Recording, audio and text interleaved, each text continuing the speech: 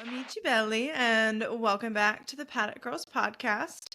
Today, we are diving into the drama, the chaos, and the pure speed of the Italian Grand Prix at Monza, the Temple of Speed itself, from the roaring tifosi to high-stakes moves on track. This race gave us plenty to talk about, so buckle up. We're about to break it all down. The highs, the lows, and everything between. From one of the most iconic stops on our calendar this season. Today, you have me, Amy, Hannah, Meg, and Chelsea is hanging out behind the scenes for our race recap. So, grab a drink, grab a snack, settle in. We are going to talk all things Monza. Now, andiamo, besties. We are back, and I am back with our little turn-by-turn segment where I yap for however long it takes me to get through the laundry list of track changes that we have. And we have another short list. Last week, I had a singular bullet point. Now I have two. There is a new gate at the pit wall in front of Garage 32, and they did some asphalt repair by application of bitumen.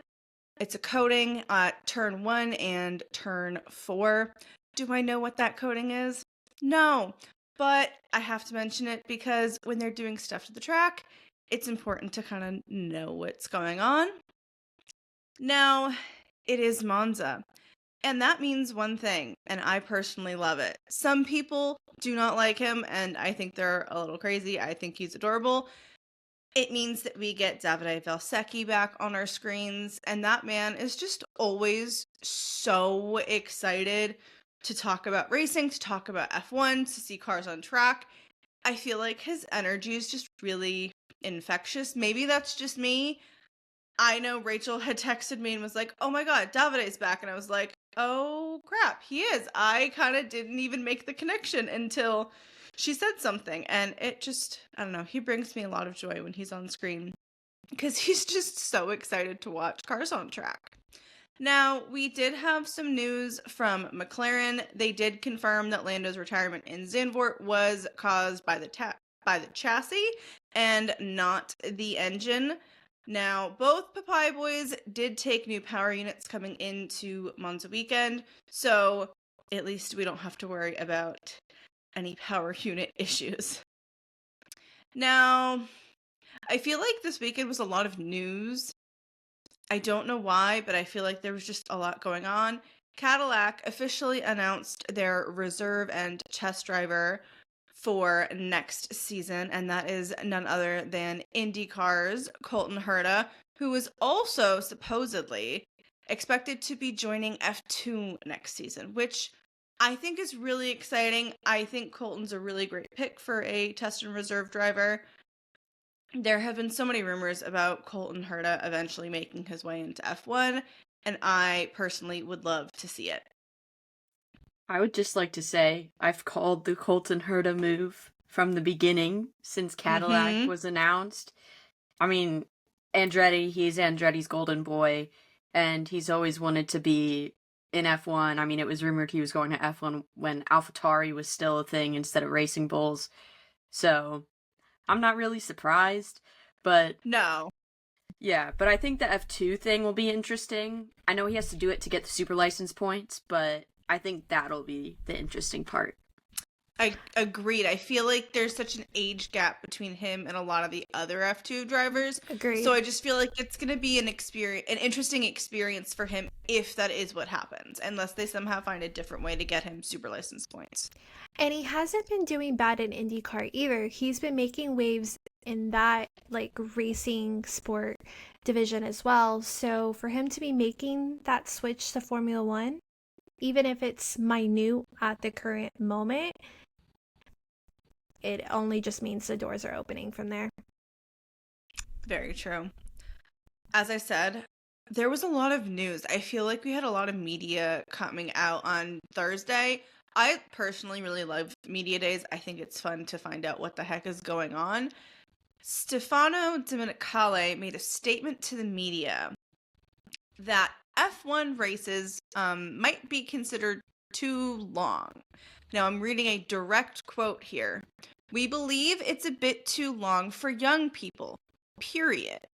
We're seeing on many of our channels that highlights are very popular. There's a large segment of our audience that only wants to see highlights. End quote. Personally, I think this is such a wild take. Agreed. And I agree with Fernando Alonso and the statements he made in remarks to kind of what Stefano said. But honestly, like, the practice sessions have such a vital and important role in the weekend that even like sprint weekends to me are so hard because they only have one practice session to set everything up. And like, I get it. There's so many different people involved like in the sport. And to be honest, if they're looking at channels, it's probably YouTube, and you can't even watch a full race on YouTube anyways. So like, there's that. But I don't know. I personally enjoy everything about F1 and the fact that each race is different and it's a different length because of the track and the all that stuff and the amount of laps and the practice sessions. I don't know. And there's still so many fans that appreciate everything with F1, like the whole weekend. Because, like, I don't know, now I'm even thinking about it in terms of what would the weekend look like then for fans who actually go to races? Mm-hmm. You know, what would that look like, and like how would this affect the other categories as well that race and the support series of F1? I don't know. I feel like it's just not a good idea. I feel like it's a very slippery hill to go down and to consider. I think I have a lot of personal issues with it. Like, don't get me wrong, I do understand that some fans don't always watch full free practice sessions, myself included.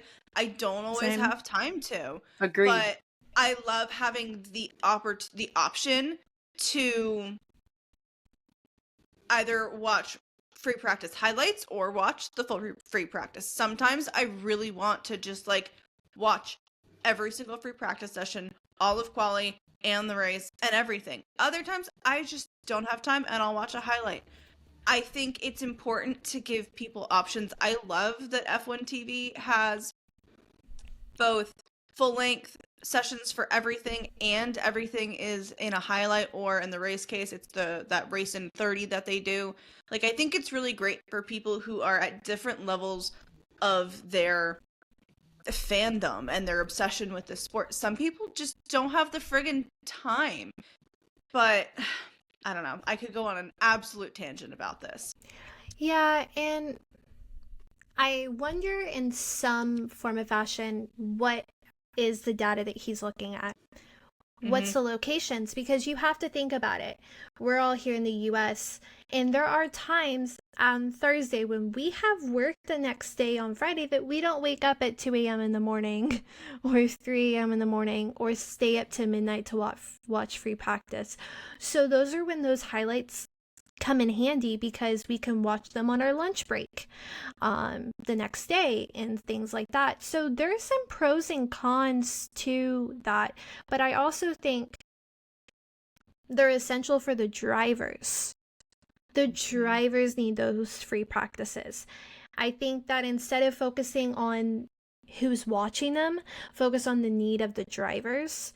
I also believe if you're a true fan, you see all that you like, and that's you. My way of watching it is probably going to be different than Amy's or Meg's or even Chelsea's behind the scenes, because we all love the sport in a common, similar way, but in different ways of how we digest it.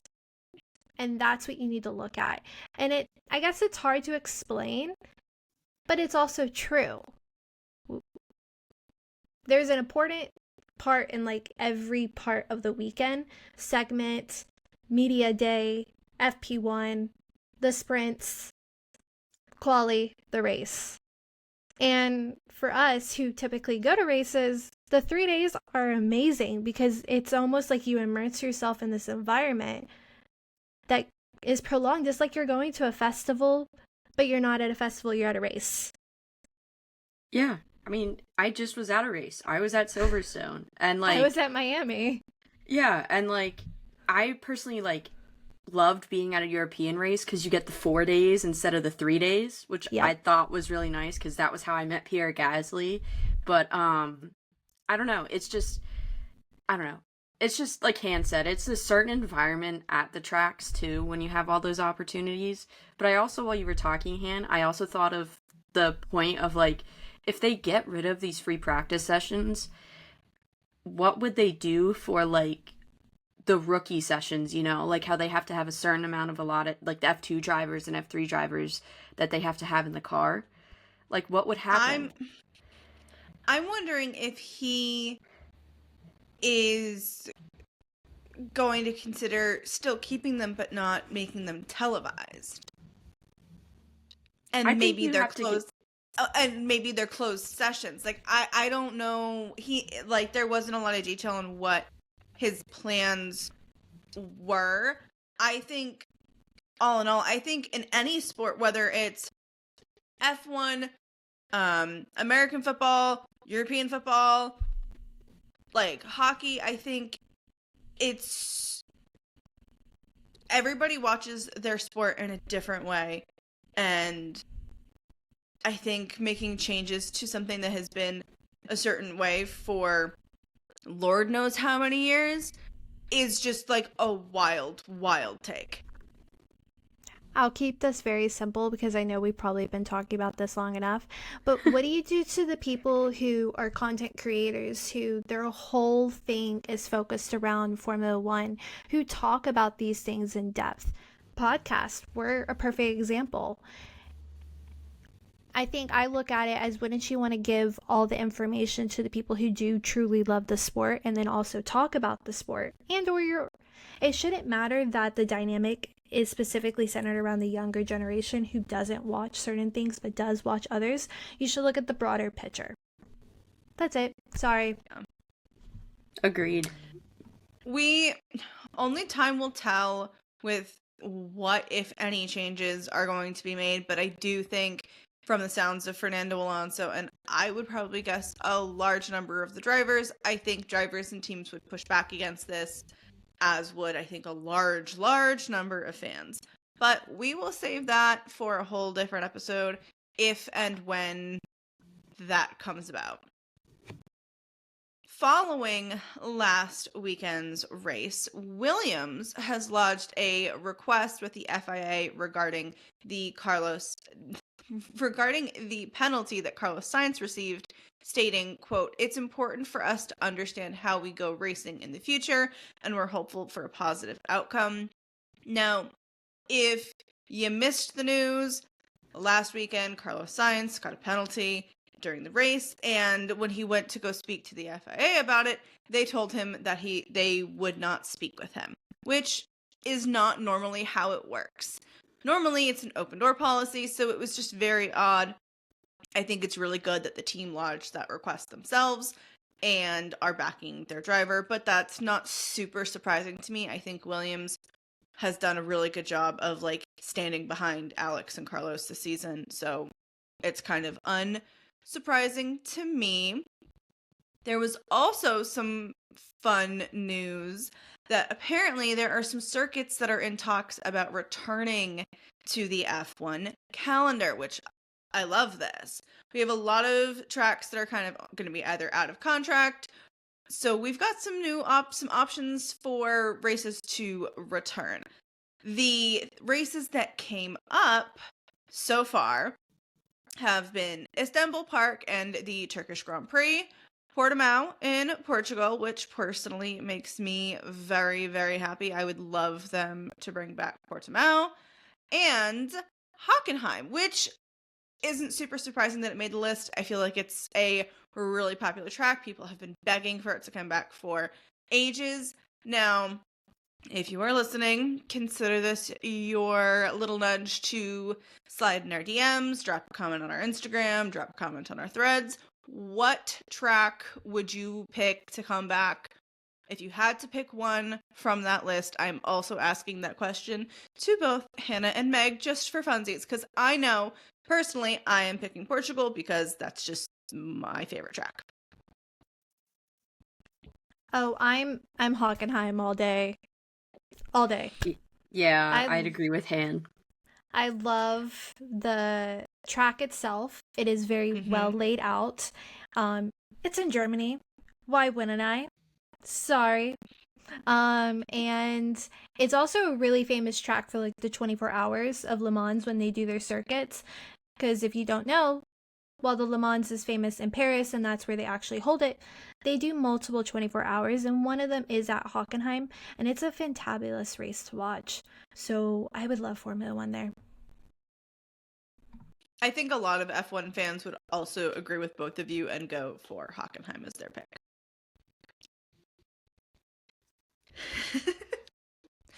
Now, of course, it's a race weekend, and always, we all love talking about merch, whether it's specialty merch for a race, the team's doing special livery, special helmets. Now, of course, it's Italy, it's Monza. Obviously, Ferrari had to do something. They gave us, honestly, in my opinion, just blue shirts. They're really nothing super wild and out there. I was very underwhelmed. Sorry, guys, but the t-shirts were just like not it from a merch standpoint. They did give us a special livery tribute to none other than Niki Lauda and his 1975 championship victory with the team, which I loved, but as per usual, the damn HP logo throws off the whole vibe. But we have said that 100 times on this podcast and should surprise nobody that we all think that. To me, if you're going to go with blue, go with blue. That's the other thing. Like, you have to fully commit to the blue. You can't just, like, partially. I know Ferrari's red, but I don't know. If you're really honing in on the blue, do a little bit more than just a shirt. I feel like eventually we're all going to have to get over the fact that HB has put so much money in the Ferrari, so that is why we have the blue in the midst of all the red and how it may look weird. To them, it may look great, but we're eventually going to have to get over it. I don't know when, but there are times where it doesn't look bad. Yes. I think my favorite thing from Ferrari this weekend actually was from Lewis Hamilton, because he gave us a Niki Lauda tribute helmet and a photo recreation on his Instagram. He did stick with the yellow that he has on his main helmet, but he added Niki's name to it. It's very sweet, but honestly, my favorite thing was the photo recreation. Loki was super iconic. I wasn't prepared for it. If you haven't seen it, go check his Instagram. It's fantastic. Charles also gave us a Monza lid. It was pretty simple from what I've seen online. There were not a lot of detailed pictures of it. I was kind of surprised. I feel like he has not been showing his specialty helmets the same way he normally does. The specialty helmet that was my personal favorite was actually Kimi Antonelli's. It was relatively simple, but he swapped his black background for white so that the stars on the top of his helmet could pop a little bit more. He also made them the colors of the Italian flag, which is just really cute and simple. He also added a little touch that said Il Tempo della Velocità, Temple of Speed in Italian. It was just like really subtle touches, but it just worked really well for a nice little homage to his home country for a race. We have to talk about silly season though, y'all, because we do have a little bit of news. It's nothing crazy, but it did come out that Pierre Gasly has extended his contract with Alpine until 2028, which feels like a long time away, but also not at the same time. I was surprised that this was all that came out of silly season, to be honest with you. I feel like this year has been very, very mild. Yeah, I'm intrigued to see what happens. I feel like really the silly season is going to be next season after the 2026 season because so many people will be out of contract. A lot of drivers still have contracts through to next year, so it'll just be really interesting. But yeah, that is the only silly season updates we have for y'all, which is, again, surprising. It's been kind of quiet. Of course, it would not be a race recap if we didn't at least give you a little bit of info about what the heck went down during free practice. During FP1, we had 2 rookies back on track. We had Paul Aaron back with Alpine this time, which y'all know I love. You guys know I love Paul. We also had Alex Dune taking over for Oscar with McLaren. And I'm not going to say hometown, because his hometown is more Imola, but home racer Kimi unfortunately beached his car during the first practice session. Not a good start to racing in your home country for the weekend. And I just feel so bad for him because I feel like he's just had so much bad luck recently and so much just go wrong that I just feel for the kid. Like, I want something to go right for him, especially with how much they built up his entrance into this sport. Like, they made him seem like the next Max Verstappen and the next Lewis Hamilton. I mean, he got his own Netflix documentary, for crying out loud. Like, Yeah, and I mean, it stinks because in both Imola and Monza, he's not had the greatest races in each of them. Had highs and has his fair share of lows in both of them. And as an Italian racer who probably wants to represent both Imola and Monza in some regard, it's probably hitting him close to home. I mean, obviously, nobody wants to have a rough start to a race in their home country. That's just a lot of extra pressure. I do think overall, Kimi's had a roller coaster of a season at minimum. I'm interested to see how the rest of the season goes for him, but I do think that while at times he's surpassed some of the hype that he's gotten, there's been a lot of times where he's also just kind of fallen short. It happens. He's a rookie. He's a rookie. I will give him a little bit of leeway. He has done a lot better than I was expecting. I was extremely concerned for his season, so he has done better than I was expecting, but I think they may have overhyped him still. Agreed. Now, I just wish Gabby and Isaac got some of the same hype, just because of what. Yes, please. Isaac gets all of it now. I know. I want Gabby to get more because I feel like people are forgetting the fact that he was the guy who won F2. Oh, agreed.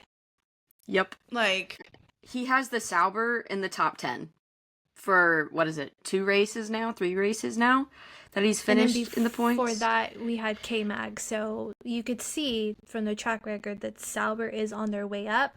They're just not in the same league as a Mercedes, a Ferrari, a McLaren. no. Just get Audi in there. It's already there, girl. I know. I'm saying, like, when they officially are there, like, on the track, like, you know? The sound effects. Love it. Now, at the end of FP1, your top 3 was Lewis, Charles, and Carlos. You know, at the start of this free practice, Ferrari looked really sharp out of the gate, which was raising hopes of a dream of a Monza weekend go tifosi, especially since we didn't see much of a fight with Red Bull / McLaren thus far in that free practice. If you looked at like the timings. Who knows? But the bottom 5 was Alex Doon, Esti Basti, Pierre, Ollie, and Paul. And then on to FP2. The top were Lando, Charles, and Carlos. There was a period of time where it almost appeared that the three were helping each other in moments. Though if you looked at the timing in some areas, Red Bull also looked really strong. I do have to give it to them in the long pace game, which made you wonder if he was holding back or building up to something maybe. Max, I'm talking to you. And then the bottom 5 were Esti Basti, Liam, Pierre, Kimi, and Franco. On to FP3, we had the top 3 being Lando, Charles, and Oscar. In FP3, Verstappen and Red Bull. It kind of seemed like they almost like clicked. I don't know if y'all watched it, but it was like, for some reason, the first 2 FP practices, he was just kind of like chilling, and then all of a sudden like something just switched in him and he was like, let's go, the rocket is activated. You can never count him out. No, never. That's the last thing anybody should ever do. And it looked very honestly like he was like ready. He was like, bring me qualifying, I got this. Your bottom 5 at the end of free practice 3 was Liam, Ollie, Pierre, Lance, and Esteban. Now, moving into qualifying in Q1, my heart broke into a million little pieces seeing Isaac Hadjar go out in Q1. I was not prepared. I hated it. I love him so much. I was not ready for that. I will say it felt like this year was really close amongst all of the drivers during at least Q1 in terms of timing. It was a really kind of interesting, but also not super interesting Q1 in my opinion. Liam did go out. He got hit with some track limits after he went wide on track. Overall, that wasn't super surprising. I feel like Liam doesn't always get to grips with the car the way he wants to during quali. A little moment from him isn't a total shock to me anymore. At the end of Q1, we lost Isaac, Lance, Fernando, Pierre, and Liam. Now, moving into Q2, Alex Albon during Q1 kept dropping a wheel in the gravel at Ascari, and he did the same thing again in Q2. It was just a little concerning because in Q1 he kind of spun a little bit, caused a little chaos, but like kept going through the session, so it was just not great to see him do the same thing almost exactly again.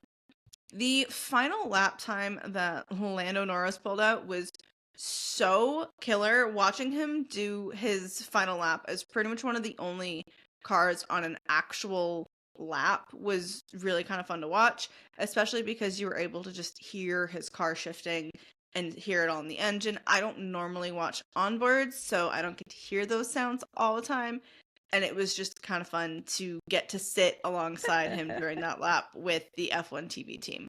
Here comes Meg. Well, I was just gonna say, this man knows how to give me a heart attack. Like, I kid you not, I was so scared, which I shouldn't have been, but you never know with quali, and like, he's had some mishaps before, so I was freaking out, especially after last week. He's known how to give me a heart attack for years, but I think yesterday was qualifying that was a big one. I love it. I understand completely. I have to say though, Williams really disappointed me. I can't even lie, y'all. I was really excited to see them potentially have a good weekend, and it just started off with an absolute roller coaster with quali. I don't know what to do with them anymore. Yeah.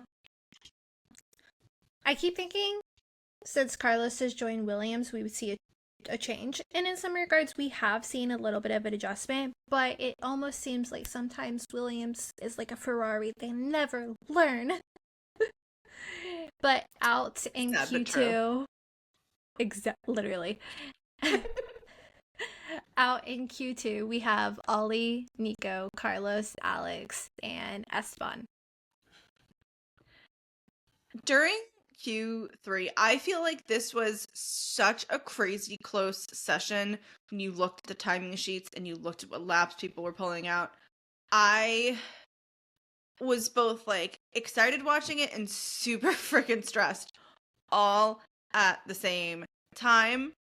Ferrari, as is typical with Ferrari doing something wild, they sent Charles out before Lewis, which does nothing to help Charles secure pole position.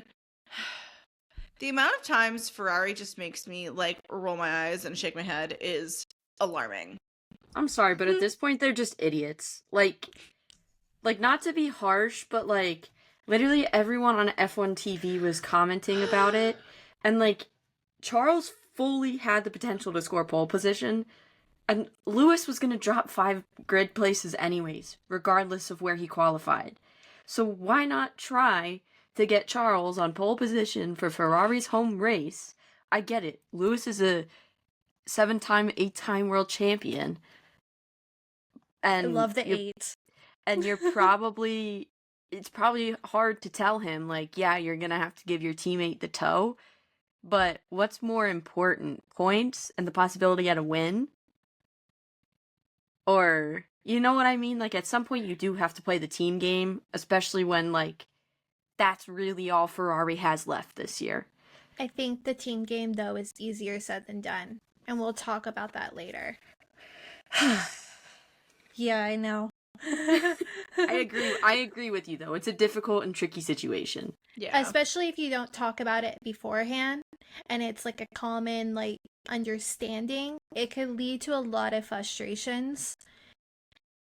And then also some team dynamics are different than others. They have different ideas, different prospects. They look at things from a singular lens versus the bigger picture, or sometimes they look at the bigger picture instead of the singular lens. And so it's tough. And we're not there either, so we're only speculating. Yeah. For all I know, I could be bullshitting. Of course, I am the former Red Bull girl who still does want to see them do well. I just can't, like, I can't be what I used to be with them. It's just, after everything, it is what it is. But, oh my god, the way my jaw full on hit the floor watching Max take pole position. New track record and an all-time record for poles at Red Bull, plus the fastest lap ever in an F1 quali with an average speed of 264.681 kilometers per hour, or like 164.465 miles per hour. Like, no big deal, just casually putting more things in the history book. I can't. I have no words. I think it's insane that, like, not only, like, Lando set a record first, and then Max said, okay, hold up, wait a minute, let me do it. Hold my beer. Like the record was broken twice. Like, that is so Max, though. Exactly. Like, it's so Max. And Verstappen's pole statement, or pole lap, was a statement. There's no denying it. And McLaren looked like the only true challengers at the time. But despite how I wish it was the tifosi lockdown, it appeared that Ferrari fell short when it mattered. And then, despite everything, if you look at the fastest lap and you know that Lando broke it first, there's a little bit of a lovely back and forth there between our two besties. Your top 10 at the end of quali was Max, Lando, Oscar, Charles, Lewis, George, Kimi, Gabrielle, Fernando, and Yuki. It wasn't just me, or did Hamilton look like he was struggling to extract a clean lap during all this? I feel like Lewis does not fully get along with that Ferrari. All I'm saying I is feel- Ferrari 2026 for Lewis when he finally has a say in the car. The funny thing I is, hope so. The funny thing is he has more chemistry with his motorcycle than he does with his Ferrari at the current moment. Girl. It's like he does not mesh well with that car at all. I don't know what it is, but it feels like it's his last year at Mercedes all over again, where he was fighting the car and he was constantly complaining. Sorry, Lewis, but like, tell me I'm wrong, bro. He'll figure it out. Say, he will, or he'll just write it out until the end of the season, and then he never has to look at that car again. Honestly, though, I have to say, I loved that after Max got his pole position, everybody kind of went find your exit buddy or your teammate, except for Yuki, because Yuki rounded up the back of the pack. But it was just so cute. It was like, okay, we've got teammates, and then Gabby and Fernando, where it's like, okay, manager and his mini-me. I guess it works for an exit buddy. It was just really kind of cute when I made the connection. Now, we have to talk about the race, because what's a race recap without yapping about the race? Starting off with the formation lap. We get through the formation lap, and all of a sudden, all I see on my TV screen is a radio message for Nico Hülkenberg. And Nico was being told to box and retire the car. And my heart just broke into a million pieces all over again, because poor Nico. This man cannot catch a break sometimes. Come to find out, there was a hydraulic leak. Due to that, they pulled the car for safety reasons during the formation lap. It's quite sad because Hulk's family was there this weekend. And I'm just going to say this. I didn't know his family was there. It's quite sad because, yeah, his family was there this weekend. And I don't know if y'all saw this. I saw it on Sauber's Instagram story. But did you see his daughter's little dress? It was so cute. Absolutely adorable. It was like this white tulle with like this green underlay with like the Hulk symbol. It was like, oh, well, and it was amazing. It had steak beaded into it too. Yeah. It was adorable. I don't know if his wife made it, because I know his wife makes clothes, so I don't know if that was like she made it or they had somebody else custom make it, but oh my god, it was the cutest thing I've ever seen. It was amazing, and it was perfect. She's so and cute. That makes it even like sadder in some regards for that. Absolutely. Because you're like, oh my god. Of course, as is Monza, we have turn 1 chaos, and I was like half awake when I started this race because I was so tired. That was a surefire way to wake me up. There were just like so many passes and repasses within the top 4. I could hardly keep up. Yeah, Max moved in like turn 1, like the first lap. So Max moved across to block Lando, then Lando clipping the grass, but still had the inside line, only for Max to cut across the runoff to stay ahead. That was intense. It definitely kept you like on your toes. And then Max gave it back later to avoid a penalty. Wow, Max, you're being nice. It's so weird. I think JP yelled at him. Then we saw Oscar and Charles like in their own little battle for like third, fourth, and it was insane. Like Charles got it, then Oscar got it, then Oscar took it back, and it was just okay. Yeah, I was shouting at my TV the whole time, and not gonna lie, I was rooting for Charles. I was like, come on, Charles! You can do it! You can hold it! Because I just wanted him on the podium this weekend, especially after he'd won there. And I wanted him to be ahead of Oscar so Lando could get more points. But that's besides the point. I really was genuinely hoping for a good weekend for Charles. Like, he needed it after last weekend. And it was just very stressful for the first couple of laps. It was a Very- 4-car battle. Very It was tifosi of wild. you. Very tifosi of you, Meg. I will say, watching Max retake the lead at lap 4 was kind of nice for me. Sorry, Meg. Love you, girl. But it was just really nice to see. We did also see SD Bestie getting a 5-second penalty for forcing Lance Stroll off the track during lap 2. Speaking of Lance and Aston Martin, though, what the heck happened that caused Fernando Alonso to, like, randomly slow down? I was so confused. Like, so confused until they mentioned that it was a suspension failure.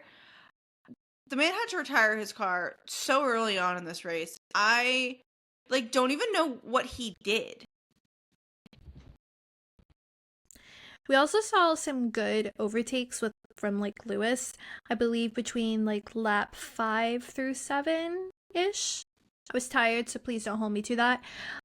Where he passed Fernando prior to his failure and then like passed Gabriel. So we were like, oh, maybe Lewis has got like some of that spunk back. We did also have some drama with the Williams boys and Carlos not agreeing with a strategy call made by the team, which, I mean, Carlos is always going to be a little vocal. It's not that surprising to me. Yeah, I mean, we already kind of talked about it, but I'm just a little confused by Williams a little bit right now. Like, they come into the weekend, like, so strong. Carlos finished in the top 3 in free practice 1. He was up there for free practice 2. Like, the first, for Q1, he was 3rd. And then it comes to the race and they're like barely fighting for points.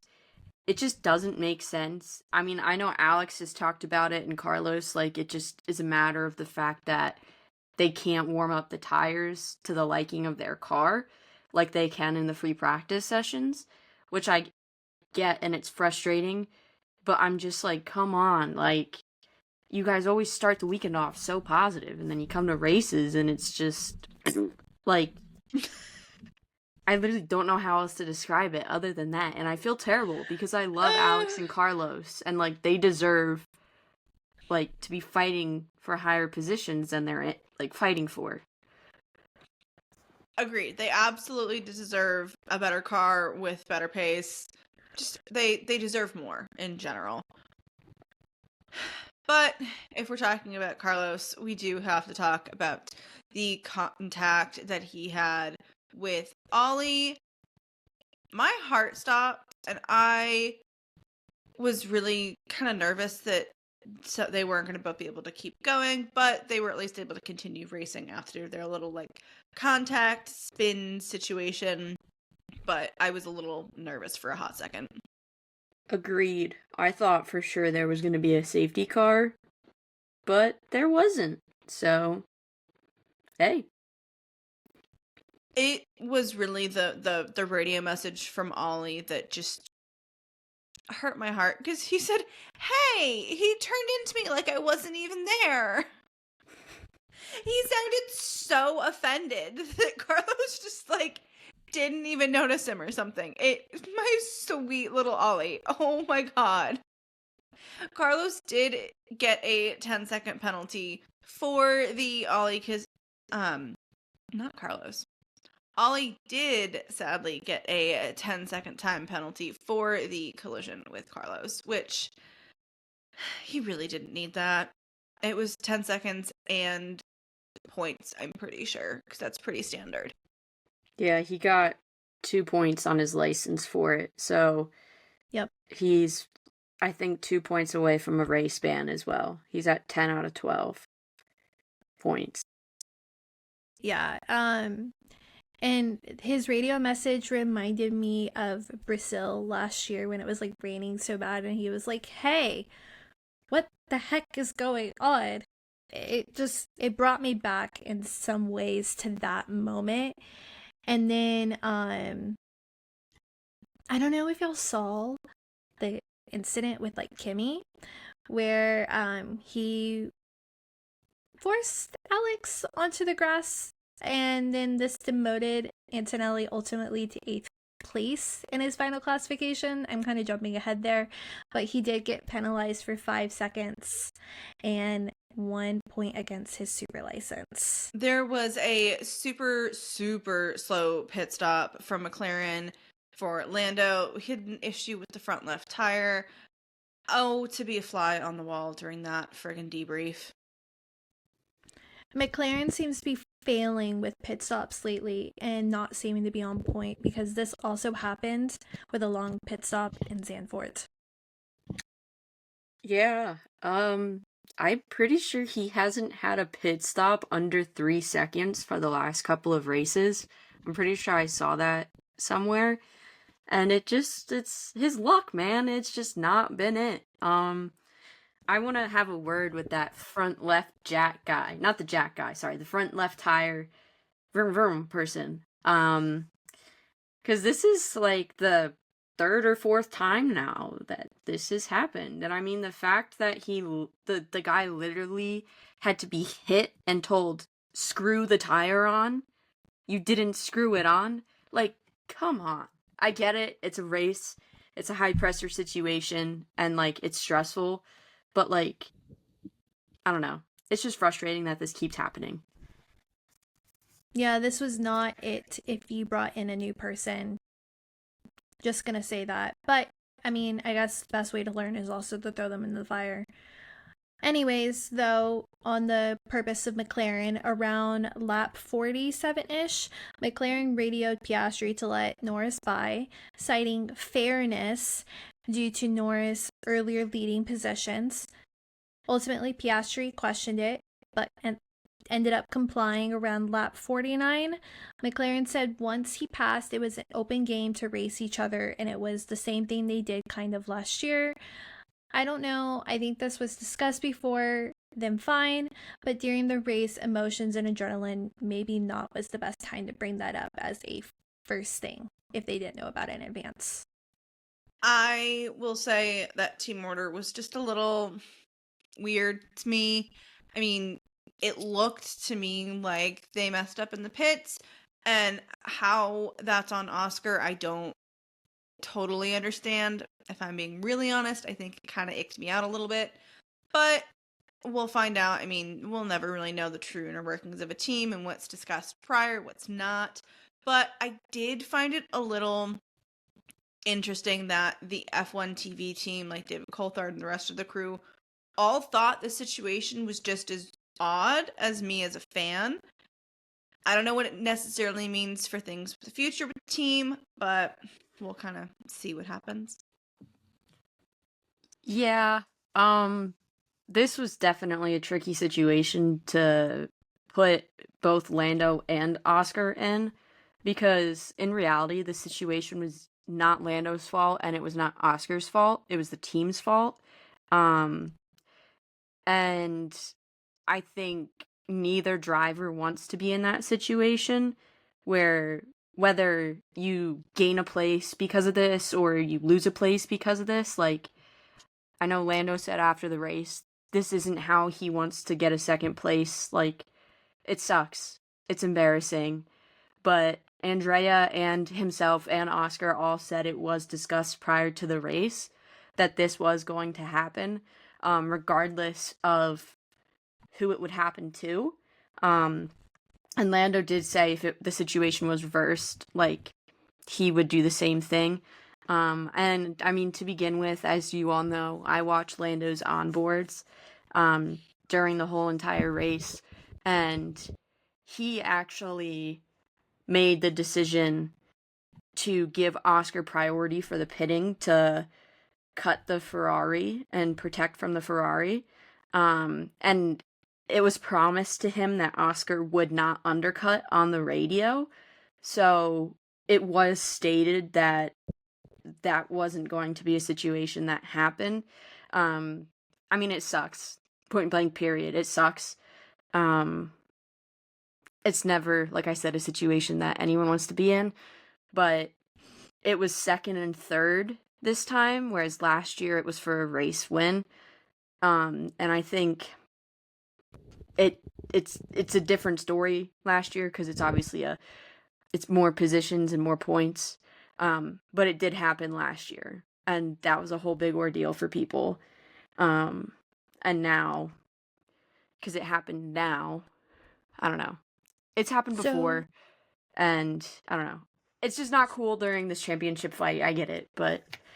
So my only thought of the reason why they could do this is because I believe Max Verstappen is only like 50 points behind Lando in like the driver championship.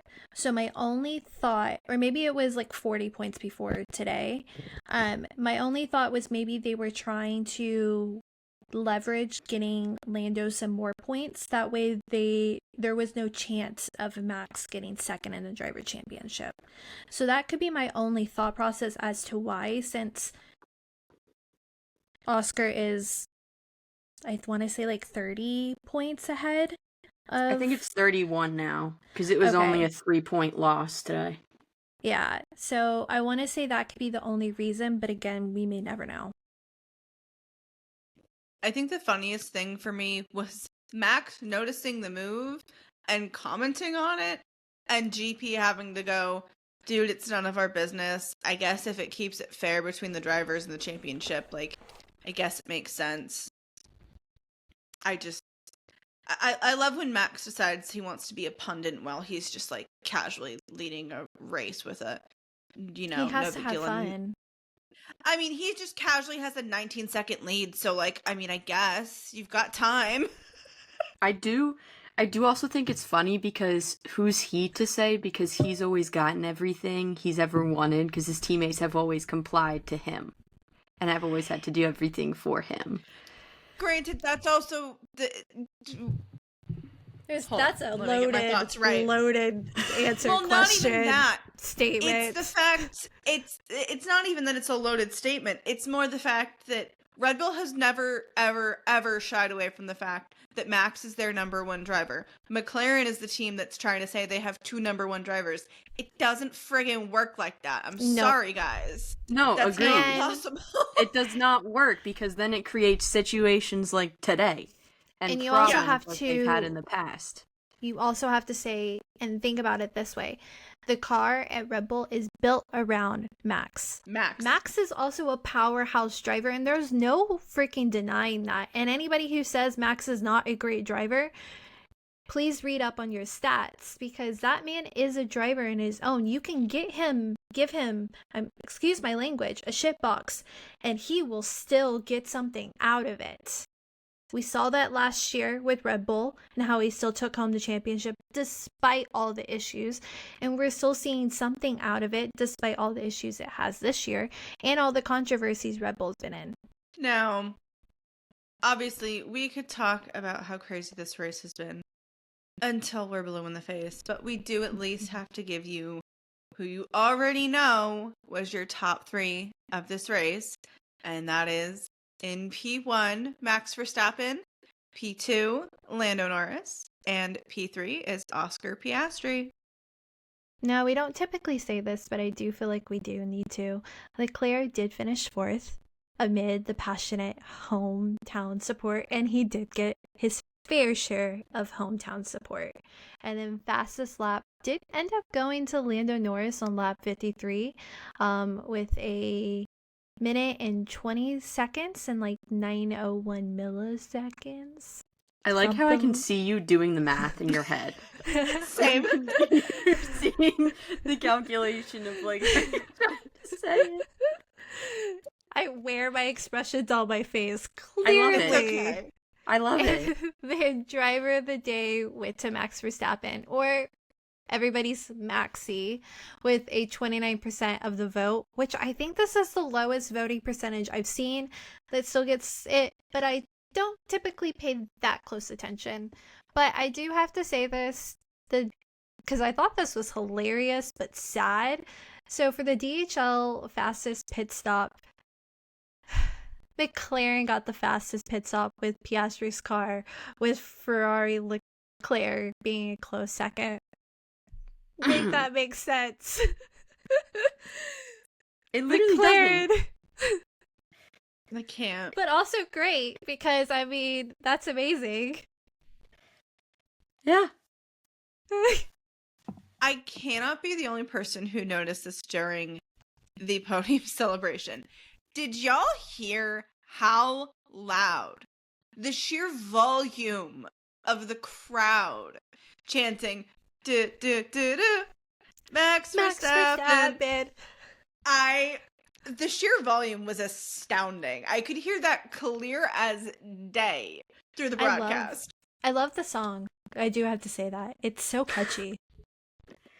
I do have to say it did make me smile because he did deserve all of the glory and everything from today's win.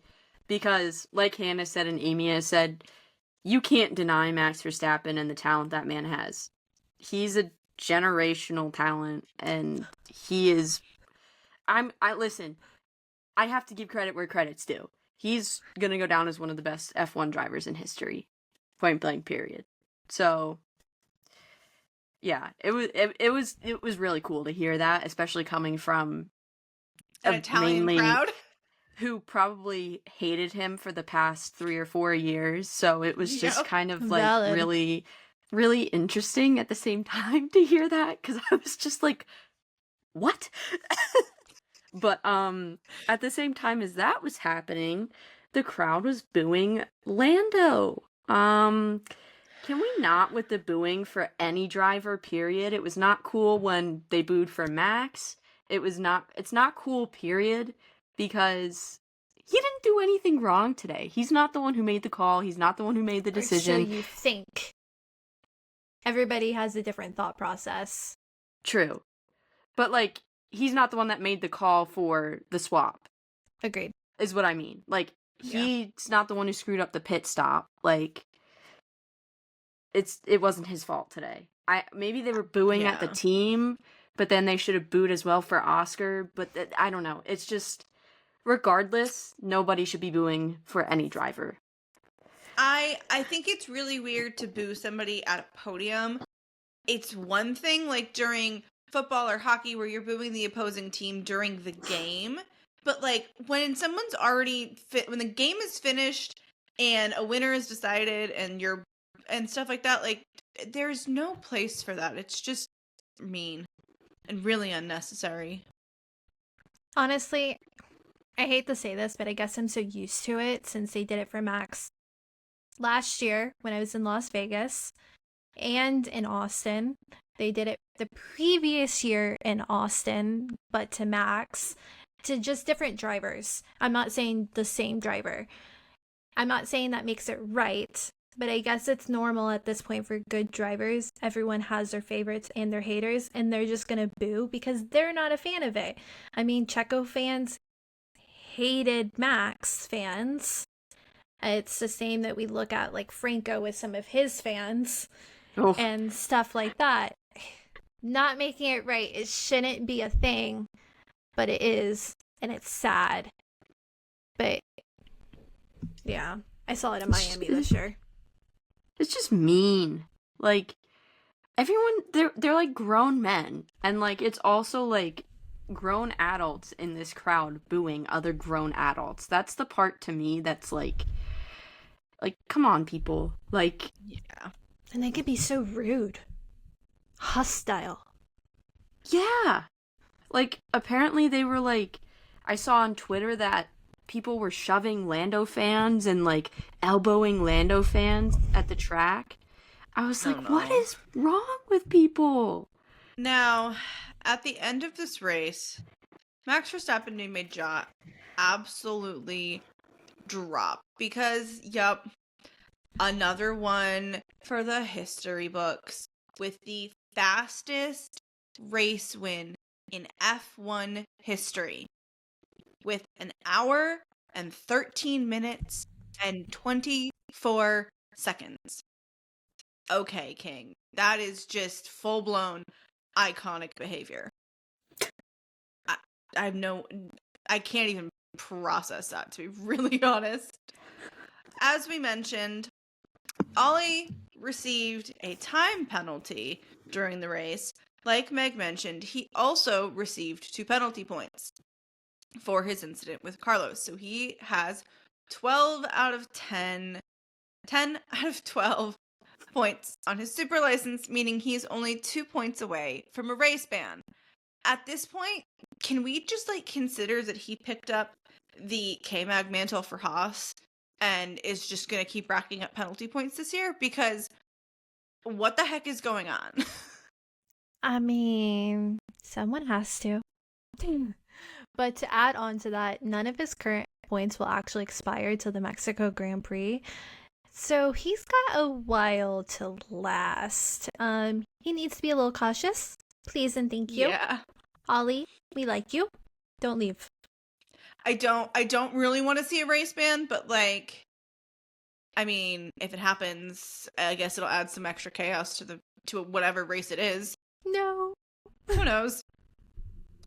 I like Now- him. He can't go. Exactly. Well, it would be a singular race ban. It's not like he's No. gone for the season, guys. It's still not allowed. Thank you. No. We do have to, however, talk about our predictions. We do have a short break in between racing until we are on the streets of Baku, but you guys know we love to do our predictions, so I grabbed my pendulum and my new pasta tarot deck because I was racing in Italy, and of course I have to use the pasta tarot deck, and Pasta? tried to see... Yes, pasta tarot deck. You heard that correctly. I tried my best to see what I would get for a podium. Take this with a grain of salt, people. P1, Oscar. P2 is Lewis. P3, Max. Take with it what you will, I guess. I'm keeping it simple. I'm backing my guy like I always do, and I personally want him to enter his villain era. The villain arc is coming. I can sense it. It's here, people. So, P1 Lando. P2, I'm going Charles. That man needs to get back up on the podium. And P3, Max. I think he's back, and I don't think he's gonna finish off the podium probably for a while. Honestly, Baku is always an interesting race. It's got its fair share of simplicity and chaos. So I think P1 would be, sorry Meg, Oscar. P2, Lando. P3, probably Max, because because it's Max. But, lately there's been a mix-up on the grid. So I'm for whatever. Literally, Isaac, please. Yuki, please. I mean, the list is long of who I would dream to be on the podium. But in actuality, it's probably those three. And to close out the episode, we have a moment of the weekend, and that is Mr. Max Verstappen himself setting not one, but two fastest average speeds. He set the fastest ever quali lap with an average speed of 164.465 miles per hour. And he set the fastest race win with the 1 hour, 13 minute, and 24 second time. He also set a new record with his average race speed, which was 250.706 kilometers per hour. Again, some wild work from Mr. Max Verstappen himself. And that's a wrap on our recap, talking all things Monza Grand Prix, from penalties, shakeups on the grid, and overall chaos from the race to the fans. This was a race you didn't want to miss. Next up, we're talking the bottom 10 so far on the grid thus far. This will allow us to talk the highs and the lows of their seasons, and we cannot wait to break it all down for you. In the meantime, make sure you're following us on socials so you don't miss any updates, behind the scenes content, or chaos from the paddock that you might hear. You can find us at Paddock Girls Podcast. Thanks for joining us in the paddock. See you at the next race. Bye. Bye. Ciao, Bella. Andiamo.